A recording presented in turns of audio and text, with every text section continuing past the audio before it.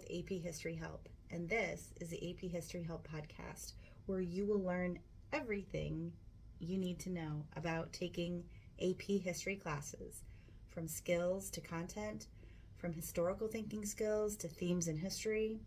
Whether you are taking or thinking about taking AP World History, AP US History, or AP European History, this podcast is for you. As we add more episodes, check out the episode list and the show notes to find the topics that you need help with.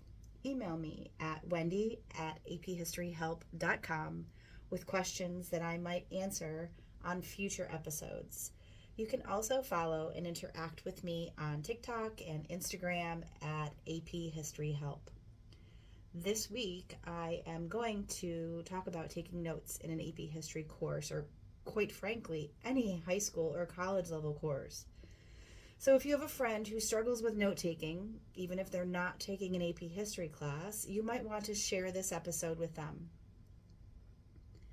Anyway, if you listened to the last AP History Help podcast episode, you know I talked a little bit about note-taking.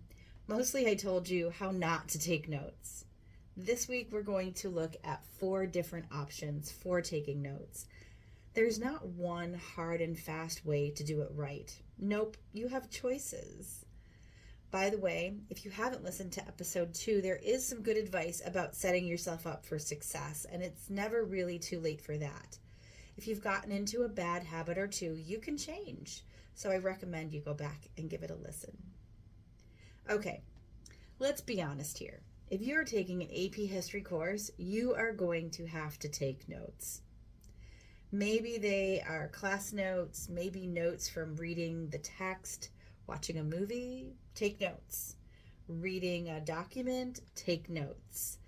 Yeah, unless you are one of the lucky people who sees something once and just remembers it forever, you should be documenting everything you learn. But notes are just that, notations, brief summaries to help you recall what you read or what you learned or what you watched or what you heard. Heck, maybe you should take notes as you listen to this podcast. Understanding why taking notes is important helps to motivate you to get better at it. So here you go. Learning how to take better study notes in class helps improve your recall and understanding of what you're learning, because it ensures that you are actively listening to what the teacher is saying, requires you to think about what you are writing, helps you to make connections between topics, which is super important in AP courses, and it serves as quality review material for after class. I didn't get any questions last week. Instead, here's a little real life story. Wendy's current events. Okay, so I'm starting a new job, and there are so many parts to it that if I don't take notes on how to do it, I'll have to go back and watch the training video or bother one of my colleagues with a zillion questions. Instead, I have a notebook dedicated to the trainings I went through. I put stars next to some things, question marks next to the things I wanted to ask about when my trainer asks if we had any questions. I highlighted things that were important or that I knew I would need to be able to find easily later on. I even reviewed my notes before starting the next day of training, and when it was time to start the job, I paged through and looked at what I had highlighted. So if you think notes are something that just teachers have you do when you're in school to help you remember the content you're learning, think again. There is real life application. Some teachers will tell you what they want you to do as far as taking notes or keeping a notebook. However, if you have any little bit of free choice regarding your notes, here's my advice. And I said this last week. Give some careful thought to how you learn best. There are 4 different ways that people can learn: visually, auditorily, tactily, or by touch, and reading, writing learners. I suppose I could have done an entire episode on learning styles, but there's plenty of information on the internet. So, given that I am now talking about note taking in 4 different ways, what does this mean for you and your learning style? If you're a visual learner, after you write a segment of notes, explain it out loud, either talking to yourself or perhaps with a friend or family member. It would be great if that friend was an auditory learner who listens and learns. And then that friend could write down summaries. Tactile learners benefit from writing notes on flashcards, believe it or not, but if that is not an option for you, make sure to take active breaks or have a way to release energy if you've been sitting for a while. And last, my reader writers, you're so lucky. You like taking notes, don't you?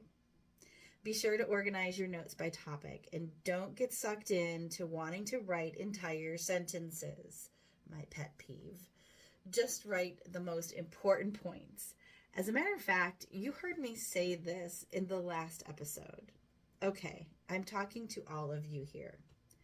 Do not copy entire sentences out of the book you're reading. I won't have you repeat after me. Moving on, I'm going to share with you 4 different ways you can take notes, and then at the end, I'll go over some common mistakes and how to avoid them. So the first method seems to get such a bad rap out there. I literally hear kids groan when they hear Cornell Notes. You know, I wonder whether Cornell University has seen a reduction in applications because students don't want to go to the college that created those notes. I'm not really sure if I'm kidding or half serious. Anyway, I love Cornell Notes. They help organize class notes into easily digestible summaries. This method is effective because the main points, details, study cues, and summary are all written in one place. Your notes are neatly organized summaries and easy to review, and it allows you to pull out major ideas and concepts. The paper is divided into 3 sections, a 2.5-inch margin to the left, a 2-inch summary section on the bottom, and a main 6-inch in-class notes section. You use the main notes section to take notes during class. Use the cues section to review your notes. Then after class, write down the things you'll need to remember and a prompt for each. You can also use this section for vocabulary words and study questions. And then in the summary segment at the bottom, write a summary of your notes. This is where you'll highlight the main points. I'm going to put up some visual representations of each of these methods on my website, and I'll link to it in the show notes. I think I like these notes so much better because they are super interactive with the content. The next method is the mapping method. This is a more visual way to organize your class notes. This technique is useful when learning about relationships between topics. Very AP style. This method is useful for visual learners who struggle with studying from notes, and it helps you remember and connect relationships between topics. The page is organized by topic. The main topics branch out into subtopics with detailed information about each. How do you use it? While in class, begin the map with the main topic. Branching off the main topic, write a heading for each of the subtopics, and write any important notes underneath each subtopic and continue that pattern. The third way you can take notes is the outlining method. This uses headings and bullet points to organize topics. This method is most useful when learning about topics that include a lot of detail. Wonder what class that could be useful for. This way allows notes to be neatly organized. It is easy to see the relationship between topics and subtopics, and it's easy to turn points into study questions. Again, I'll post a link to samples in the show notes, but this has each section starting with the heading of the main topic. Then each subtopic and supporting fact is written underneath the proper heading. And during lesson, begin your notes with a single bullet point and write the main topic. Then place the first subtopic below and indented slightly to the right. And then list any details below your heading and slightly to the right. Last is the charting method. This uses columns to organize information. This method is useful for lessons that cover a lot of facts or relationships between topics. This allows you to highlight key pieces of information for each topic. For this type of notes, the page is divided into columns labeled by category. The details of each category are filled out in the rows below it. So when information about a category is mentioned, jot it down underneath the proper column. When the next topic begins, move down one row and begin again. There you have it. Now is time for Wendy Teaches History.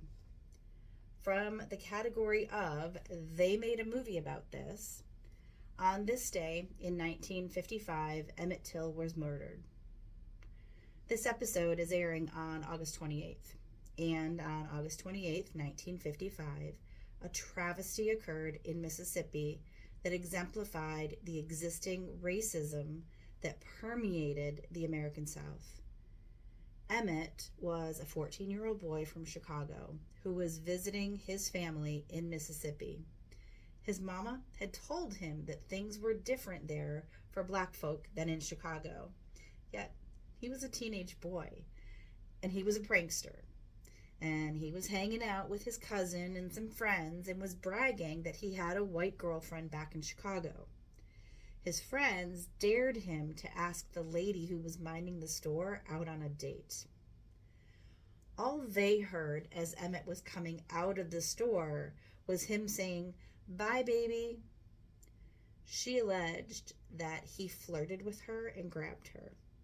So days later, the woman's husband and the store owner showed up at Emmett's uncle's house, dragged him out, put him in their car, beat him, tied him to a heavy industrial fan with barbed wire, and threw him in the river, where his bloated body was recovered 3 days later. His mother insisted that his funeral back in Chicago be an open casket. The story was covered in the national news. The two men who were responsible were put on trial, and despite an eyewitness, were found not guilty by an all-white jury in Mississippi, outraging much of the country. So the men were never punished, but the woman did eventually recant her story, saying that nothing Emmett did justified what ultimately happened to him. It was only last year, 2022, that the president signed a law making lynching a federal hate crime. So that story is hard to tell, and it's hard to listen to, and the movie is hard to watch. But it is in our discomfort that we learn, and that we act, and that we collectively as humanity must demand that something that horrendous is never allowed to happen. We learn history so we don't repeat the mistakes of the past.